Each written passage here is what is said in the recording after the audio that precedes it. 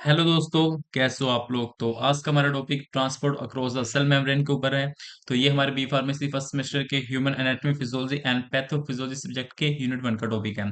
तो इस सब्जेक्ट के ऑलरेडी हमने बहुत सारे डिस्कस कर लिए लेक्चर्स, आप जाके प्ले लिस्ट में चेकआउट कर सकते हो। तो अब हम बात करते हैं अपने टॉपिक के बारे में जो हम अब शुरू करने वाले हैं। तो बेसिकली डेफिनेशन से पहले मैं आपको इसका थोड़ा सा एग्जाम्पल से समझाता हूँ, आपको थोड़ा क्लियर हो जाएगा। देखो, हमारे जो सेल होता है, मैंने आपको जो सेल के लेक्चर में बताया था, जो सेल है उसके तीन पार्ट्स होते हैं। एक होता है सेल मेम्ब्रेन जिसको हम प्लाज्मा मेम्ब्रेन भी बोलते हैं, एक होता है अपना साइटोप्लाज्म, एक होता है अपना न्यूक्लियस। ठीक है, जैसे ये हमारा ये हो गया, ये अपना हो गया सेल मेम्ब्रेन जिसको हम प्लाज्मा मेम्ब्रेन भी कहते हैं। जिसके अंदर वाला पार्ट है, ये सब अंदर वाला पार्ट है, ये हमारा होता है साइटोप्लाज्म। ठीक है, और जो ये पार्ट है इसको बोलते हैं हम न्यूक्लियस। ठीक है, तो अब क्या होता है, जो हमारे इन तीनों पार्ट्स के अलग अलग फंक्शन होते हैं, तो बट मैं इस लेक्चर में आपको सेल मेम्ब्रेन के बताऊंगा, क्योंकि जो ये लेक्चर है ये सेल मेम्ब्रेन के ऊपर ही है सब कुछ। ठीक है, अब देखो, जो सेल मेम्ब्रेन होता है वो एक हमारा सिलेक्टिव बैरियर की तरह एक्ट करता है। सिलेक्टिव बैरियर के मतलब जैसे वो कुछ ही सब्सटेंस को सेल के अंदर आने देता है और कुछ ही सब्सटेंस को सेल के बाहर जाने देता है। ठीक है, अब वो क्यों? देखो, सेल मेम्ब्रेन हमारा क्या करता है, जिसको हम प्लाज्मा मेम्ब्रेन भी बोलते हैं, वो हमारे सेल को प्रोटेक्ट करता है ना। बेसिकली वो प्रोटेक्शन में हेल्प करता है, वो हमारे सेल को शेप प्रोवाइड करता है ना। तो वैसे ही हम बात कर रहे हैं, जैसे हमारा जो सेल है, ठीक है, अगर उसके अंदर जो मर्जी सब्सटेंस अंदर आई जाएगा, है ना, मतलब समझ लो कोई भी टॉक्सिक मटेरियल प्रेजेंट है बाहर, ठीक है, वो अंदर सेल के अंदर गया, तो ऑब्वियसली उसने टॉक्सिसिटी कर देनी है सेल के अंदर, जिसकी वजह से सेल डाई हो जाएगा। ठीक है, अब जैसे आरबीसी समझो, आरबीसी क्या होता है, रेड ब्लड सेल, है ना, वो भी हमारा सेल है। अब वो हमारे लिए कितना नेसेसरी होता है, हमारे ऑक्सीजन वगैरह ट्रांसपोर्ट करता है, न्यूट्रिशन वगैरह भी, है ना। अब समझो कि जो आरबीसी ऐसे मरने लग पड़े, कोई भी टॉक्सिक मटेरियल अंदर जाई जा रहा है आरबीसी के, तो वैसे तो आरबीसी की काउंट हमारी बॉडी में लो हो जाएगी, है ना, उसका लेवल लो हो जाएगा। ठीक है, जिसकी वजह से हमें अनीमिया वगैरह हो सकते हैं, है ना। तो बेसिकली जो हमारा सेल मेम्ब्रेन है वो प्रोटेक्ट करता है, हमारा कोई भी सब्सटेंस अंदर ना जावे, जो मर्जी सब्सटेंस अंदर ना जावे सेल के अंदर, और कोई भी सब्सटेंस हमारे सेल से बाहर ना निकल पाए। ठीक है, ये बेसिकली जैसे न्यूट्रिशन हो गए, मिनरल्स हो गए, इन्हीं सब्सटेंस को सेल के अंदर जाने देता है। ठीक है, और जैसे कोई जैसे वेस्ट मटेरियल है अपना सेल के अंदर बना है, जैसे आप जैसे एटीपीस बने हैं तो उसके कुछ वेस्ट मटेरियल निकले होंगे, कुछ अपने प्रोटीन्स बने हैं उसके कुछ वेस्ट मटेरियल निकले होंगे, तो उन वेस्ट मटेरियल को बाहर आने में हेल्प करता है। ठीक है, वो मतलब सभी चीजों को बाहर आने में नहीं हेल्प करता, ऐसे तो कुछ भी जो उसके सेल ऑर्गेनेलिज होते हैं उनकी लीकेज हो जाएगी। अगर कोई भी सब्सटेंस सेल के बाहर निकलने लग पड़े तो फिर तो सेल ऑर्गेनेलिज सारे बाहर निकल जाएंगे, है ना। सेल ऑर्गेनेलिज पता है ना आपको, जैसे हमारे राइबोसोम्स हो गए, एससीआर हो गई, है ना, ये सब हमारे जो सेल ऑर्गेनेलिज होते हैं जो साइटोप्लाज्म में प्रेजेंट होते हैं, ये सब भी उनकी भी लीकेज हो सकती है। तो यही जो हमारा सेल मेम्ब्रेन है ये प्रोटेक्ट करता है सेल को, कोई भी सब्सटेंस अंदर ना जाए और कोई भी सब्सटेंस बाहर ना आए, मतलब जो मर्जी ना आए, मतलब उनको आने देता है। अब ऐसे मैं एक और चीज बताता हूँ आपको, जो अपना सेल मेम्ब्रेन है जो सब्सटेंस को अंदर आने भी देता है और बाहर भी जाने देता है, तो वो भी एक स्पेसिफिक मैकेनिज्म के थ्रू आने देता है या फिर बाहर जाने देता है। अब मैकेनिज्म क्या है, आप ऐसे समझो, एक अपना कोई अपना मॉल है, ठीक है, उसके अंदर 5-6 गेट्स हैं। ठीक है, एक वीआईपी गेट है, एक हायर मिडिल क्लास के लिए गेट है, एक लोअर मिडिल क्लास के लिए गेट है, एक अपना पुअर पीपल्स के लिए गेट है। ठीक है, अब जो वीआईपी है वो रिच पीपल्स वीआईपी गेट के थ्रू जाएंगे। ठीक है, तो वैसे ही हमारे बॉडी में ऐसे मैकेनिज्म्स होते हैं जिसके थ्रू कोई भी सब्सटेंस अपना सेल के अंदर जाता है वो बाहर आता है। जैसे वो कैसे डिफरेंशिएट करते हैं कि ये वाला चीज इस गेट से जाएगा, इस मैकेनिज्म से जाएगा। बेसिकली उनकी लिपोफिलिसिटी देखी जाती है। लिपोफिलिसिटी क्या होता है, लिपोफिलिक नेचर मतलब कि लिपिड्स लविंग, जो लिपोफिलिक नेचर होते हैं ना, जिन ड्रग्स का लिपोफिलिक नेचर होता है या फिर कोई सब्सटेंस का लिपोफिलिक नेचर होता है, वो अपना प्लाज्मा मेम्ब्रेन को इजीली क्रॉस कर जाता है। क्यों? जो हमारा प्लाज्मा मेम्ब्रेन है, आपने जैसे पढ़ा होगा, तो वो हमारा बाय लेयर ऑफ फोस्फोलिपिड होता है, उससे बना होता है, by layer of phospholipid. Phospholipid मतलब फोस्फेट प्लस लिपिड। ठीक है, तो जो अपने लिपोफिलिक इन नेचर होंगे वो इजीली अपने सेल मेम्ब्रेन को क्रॉस कर जाते हैं। बट जो हाइड्रोफिलिक होते हैं, मतलब जो वाटर लविंग होते हैं, वो इजीली क्रॉस नहीं कर पाते। तो उनके लिए एक अलग मैकेनिज्म है जिसके थ्रू एंटर करते हैं, जैसे पोर्ट ट्रांसपोर्ट हो गया, है ना, ऐसे कुछ ट्रांसपोर्टर्स होते हैं जिसके थ्रू एंटर करते हैं। ठीक है, तो अब हम थोड़ा डेफिनेशन देखते हैं, तो आपको मैं एक एक करके सब समझाऊंगा, ठीक है, जहां जहां जो आएगा। अब है डेफिनेशन।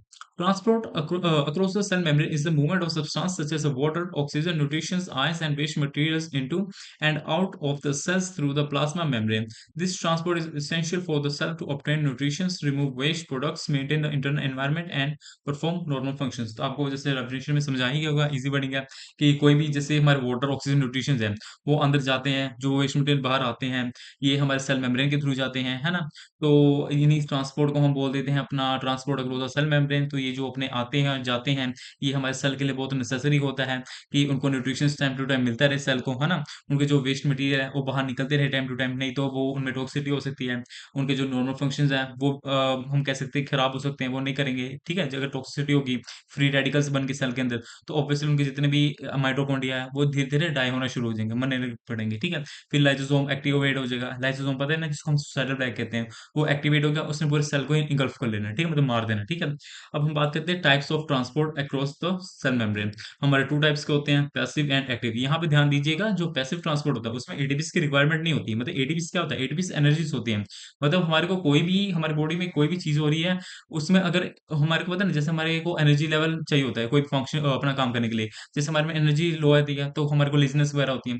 वैसे हमारे बॉडी को एटीपीज़ की रिक्वायरमेंट होती है अपने कोई भी फंक्शन परफॉर्म करने के लिए, ठीक है? तो जो हमारे पैसिव ट्रांसपोर्ट होते हैं, जो हमारे पैसिव ट्रांसपोर्ट के थ्रू जो सेल के अंदर जाते हैं और बाहर जाते हैं, उनमें कोई भी एटीपीज़ की रिक्वायरमेंट नहीं होती है। मतलब उनको कोई भी एनर्जी नहीं चाहिए, वो ईज़िली अंदर जा सकते हैं, बाहर आ सकते हैं। बट जो एक्टिव ट्रांसपोर्ट होता है, मतलब जो अपने सब्सटेंस वगैरह एक्टिव ट्रांसपोर्ट के थ्रू जाएँगे, उनमें एटीपीज़ की रिक्वायरमेंट होगी। मतलब उनमें एटीपीज़ चाहिए होंगे, ठीक है? अब एटीपीज़ कौन बनाता है? एटीपीज़ आपको पता होगा माइटोकॉन्ड्रिया बनाते हैं। और जो हमारे एटीपीज़ बनते हैं, वो मोस्टली अपने ग्लूकोज़ वगैरह से बनते हैं। ये हमारे कुछ पाथवेज़ होते हैं जो सेल के अंदर होते हैं, जो हमारे एटीपीज़ जनरेट करते हैं। जैसे ग्लाइकोलाइसिस पाथवे हो गया, वो ग्लूकोज़ को यूज़ करके एटीपीज़ जनरेट करता है। सिट्रिक एसिड साइकिल पाथवे हो गया, अपना एटीसी चेन पाथवे हो गया। ये सब आप बायोकेमिस्ट्री में पढ़े हो, कैसे एटीपीज़ की जनरेशन होती है इन पाथवेज़ के थ्रू, ठीक है? तो अब हम बात करते हैं पैसिव ट्रांसपोर्ट की, ठीक है?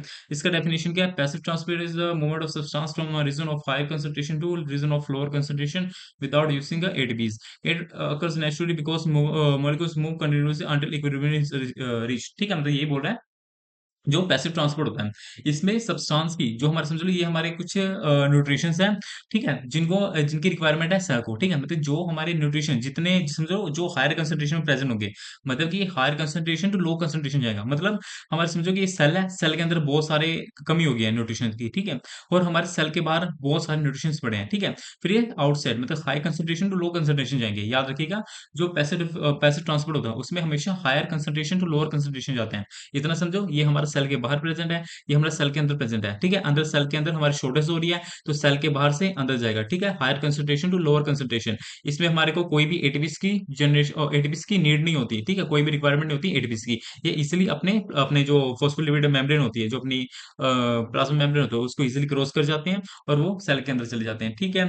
और इसमें बोल रहा है कि ये तब तक जाते हैं जब तक इक्विलिब्रियम अचीव ना हो जाए। मतलब जब तक इस जहाँ बाहर जितने बाहर हैं, उतने अंदर ना हो जाए, तब तक ये मूवमेंट इनकी होती रहेगी, तब तक ये बाहर से अंदर जाते रहेंगे, ठीक है? जैसे समझो यहाँ पे 80s है, यहाँ पे 30 है, ठीक है? तो इनकी मूवमेंट होती रहेगी जब तक यहाँ पे 50 और यहाँ पे 50 ना हो, ठीक है? तो जैसे यहाँ पे 50 हो गया, यहाँ पे 50 हो गया, या फिर यहाँ पे जैसे 30 है तो 100 अपना 55 होगा, यहाँ पे अपना 55 हो गया, तो वैसे इनकी मूवमेंट रुक जाएगी, ठीक है? मतलब कि इक्विलिब्रियम अचीव्ड हो गया, ठीक है? तो इसकी कैरेक्टरिस्टिक्स क्या है? हमारे को कोई एटीपी की नीड नहीं है, ठीक है? इनकी मूवमेंट क्या है? Higher concentration to lower concentration, natural process है, ठीक है? ये आप कुछ देख सकते हो, इसके एग्जांपल वगैरह दिए हैं, ठीक है? आप यहाँ पे भी हमारे इसके टाइप्स आगे सिंपल डिफ्यूजन, ये भी वही चीज है, higher concentration to lower concentration, बस उसका ऐसा टाइप दिया हुआ है कि इसके आगे टाइप्स होते हैं। इसमें क्या लिखा हुआ है?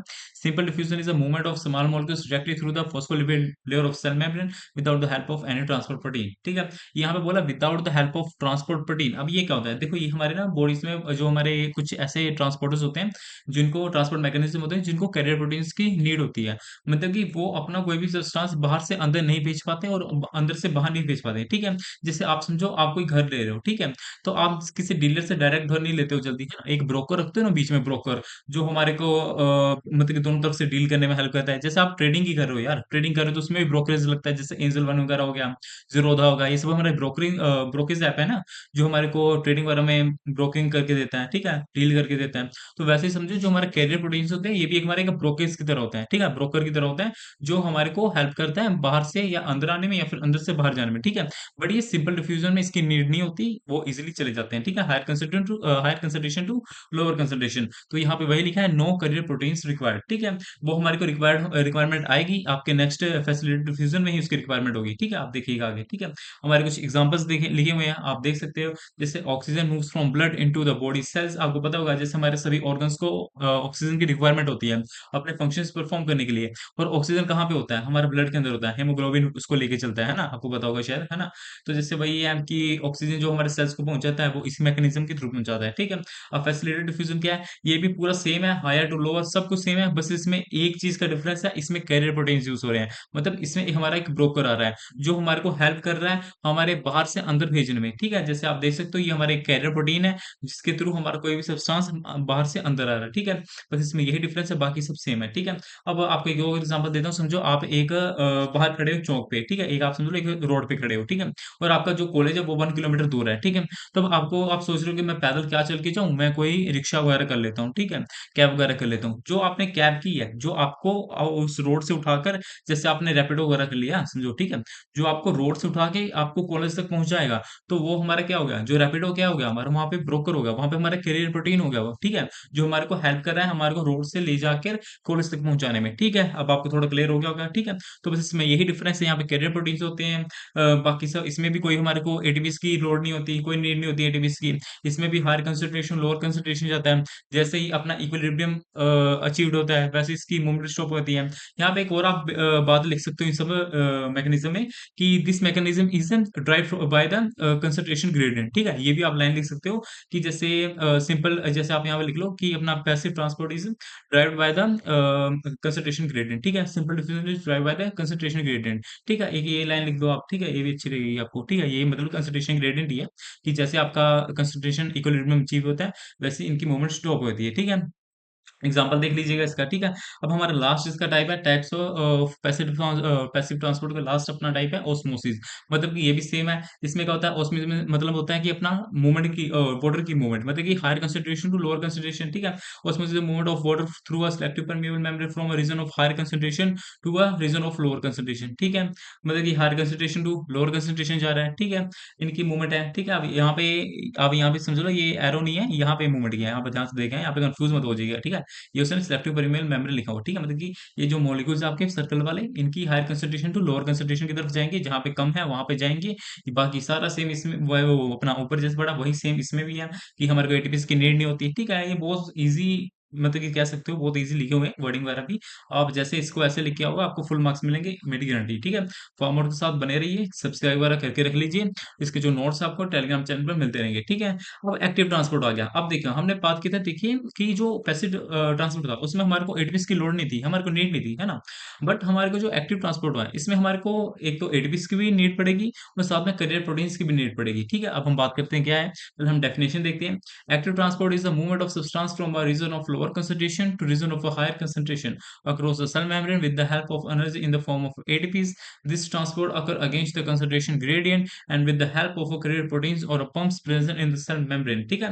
अब आपको इस डेफिनेशन में थोड़ा बहुत क्लियर हो गया। देखो ये हमारे को एटीपीस की क्यों नीड पड़ रही है, हमारी क्यों लोड पड़ रही है, मतलब हमारे को क्यों जरूरत पड़ रही है एटीपीस की। देखो हमारे जो पैसिव ट्रांसपोर्ट में थे, उसमें क्या था कि हायर कंसंट्रेशन से लोअर कंसंट्रेशन जा रहा था, मतलब कि जहां ज्यादा था, जहां कम था, वहां से, मतलब कि जहां ज्यादा प्रेजेंट थे मॉलिक्यूल्स हमारे, वहां से कम की तरफ जा रहा था, तो हमारे को कोई एटीपीस की नीड नहीं पड़ रही थी। बट यहाँ पे कम, जो हमारे समझो कि यहाँ पे कम मॉलिक्यूल्स प्रेजेंट है, ठीक है?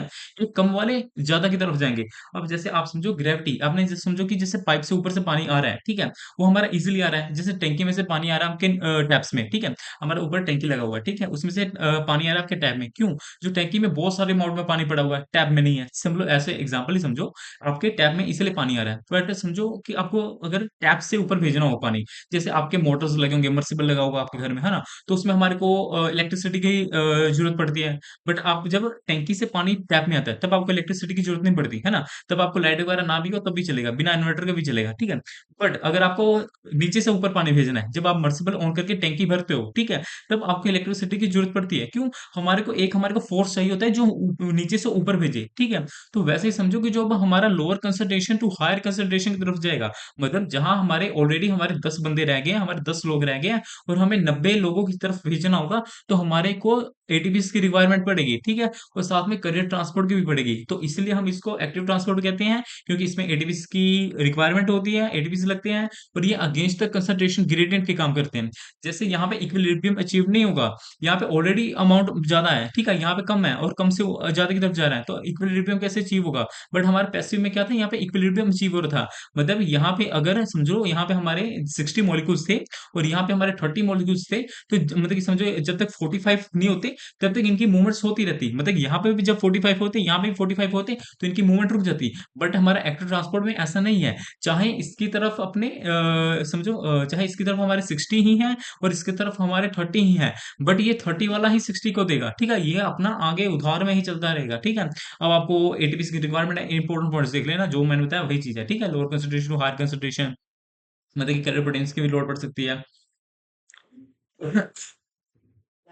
अब मैकेनिज्म देख लो, वही चीज लिखा हुआ है, the substance that has to be transported by to specific carrier protein. मैं आपको ऐसे समझाता हूँ मैं, जैसे समझो कि ये हमारे कुछ मॉलिक्यूल्स हैं जिनको हमने ट्रांसपोर्ट करना है हायर कंसंट्रेशन की तरफ, ठीक है।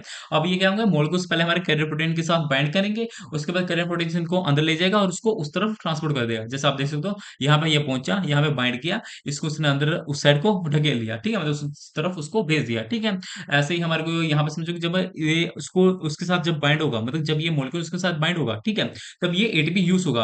अब आपको पता होगा जो एटीपी का, एटीपी मतलब क्या होता है, एडिनोसिन ट्राइफॉस्फेट। जो एटीपी जो ट्राइफॉस्फेट होता है वो उसकी एक्टिव फॉर्म होती है, ठीक है। जब इसका एक फॉस्फेट यूटिलाइज हो गया, ये बन गया एडीपी, एडेनोसिन डाइफॉस्फेट, ये इसका इनएक्टिव फॉर्म है। जब तक इसको एक फॉस्फेट नहीं मिलेगा तब तक ये एटीपी नहीं बनेगा, ठीक है। तो हमारा इसमें क्या हुआ कि एक फॉस्फेट का यूज हुआ, हमारा मतलब एक एटीपी यूज हुआ, एक एटीपी यूज हो गया, एडीपी में कन्वर्ट हो गया, ठीक है।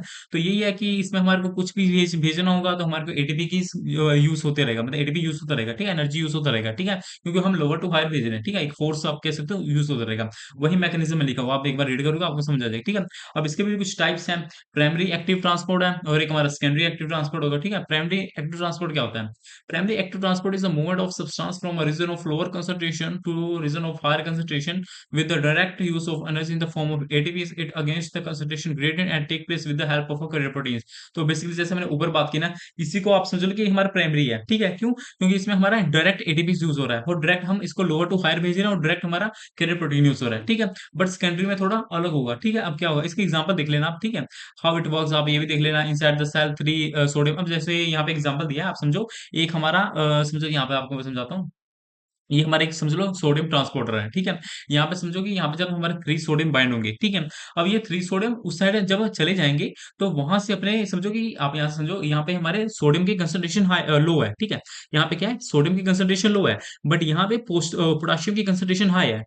समझे आप? यहाँ पे हमारे जो सोडियम है, ठीक है, यहाँ पे सोडियम कम है बट जो पोटाशियम है वो ज्यादा है, और ऊपर क्या है, पोटाशियम कम है और सोडियम ज्यादा है, ठीक है। तो जो हमारे कम की तरफ जो ऊपर जाएगा, हम जो एक्टिव ट्रांसपोर्ट है उसमें कम की तरफ हम ज्यादा की तरफ भेजते हैं, कम से ज्यादा तरफ भेजते हैं, ठीक है। तो हमारे जो सोडियम्स होंगे जो ऑलरेडी हमारे नीचे कम है वो ऊपर जाएंगे, ठीक है, मतलब यहाँ से 3 सोडियम गए ऊपर को, ठीक है। और ऊपर हमारे पोटाशियम है वो कम है बट नीचे पोटाशियम ज्यादा है, तो ऊपर समझे, तो ऊपर से फिर 2 पोटाशियम हमारे नीचे को आएंगे। आप समझे आप बात, मतलब कि यहाँ से सोडियम जा रहा है वहां से पोटाशियम जा रहा है, ठीक है। वही इसकी एग्जांपल बताई हुई है, जैसे आप देख सकते हो, रीड कर सकते हो। Inside the cell 3 sodium binds to the pump protein, मतलब कि कैरियर प्रोटीन के साथ 3 सोडियम बाइंड हुए, ATPase bind to the pump, ATPase bind हुआ, गेट हाइड्रोलाइज्ड टू एडीपी, मतलब कि एटीपी यूज हो गया। The energy release and change the shape of pump, pump को मतलब कि चेंजिंग ऑफ शेप, मतलब इसका क्या कह रहा है, ये देखो आप जान सको, यहाँ पे इसका शेप अलग था, जब इसके अंदर बाइंड हुआ इसका शेप अलग हुआ है ना, ये शेप अलग हो रहा है ना, आप देखोगे time steps two steps shape अलग हो रहा है। तो उसका कहना मतलब वही है कि शेप उसका चेंज होगा जैसे ही उसने एनर्जी को यूटिलाइज किया, ठीक है।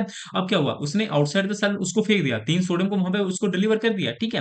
अब वहां से उसको 2 पोटाशियम लेके आया इस साइड, अपने अंदर वाली साइड जहां से उसने सोडियम उठाया था, वहां पे 2 पोटाशियम देगा। मतलब समझो एक डिलीवरी वाला आपका पार्सल लेके आया, आपको पार्सल दिया और इन रिटर्न आपने कैश ऑफ डिलीवरी पेमेंट की होगी, तो कैश लेके आया, ठीक है। तो कैश हमारा हो गया सोडियम और पोटाशियम, और डिलीवरी होगा हमारा सोडियम की, ठीक है, आप समझ आ गया।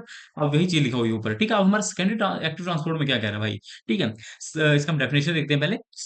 Secondary active transport is a movement of substance from a region of lower concentration to region of a higher concentration, but it does not use ATPs directly, it uses the energy stored in the sodium gradient created by the sodium potassium pump to transport another substance, ठीक है। अब यहाँ पे बात करें जो हमारे secondary active transport होता है, इसमें हमारे डायरेक्टली एटीपी की मतलब कि यूटिलाइज नहीं होता, मतलब कि यहाँ पे एटीपी हमारा डायरेक्टली यूज नहीं होता, ठीक है। जैसे हमारे प्राइमरी में होता है कि डायरेक्टली हमारे यूज होता है, इसमें नहीं होता।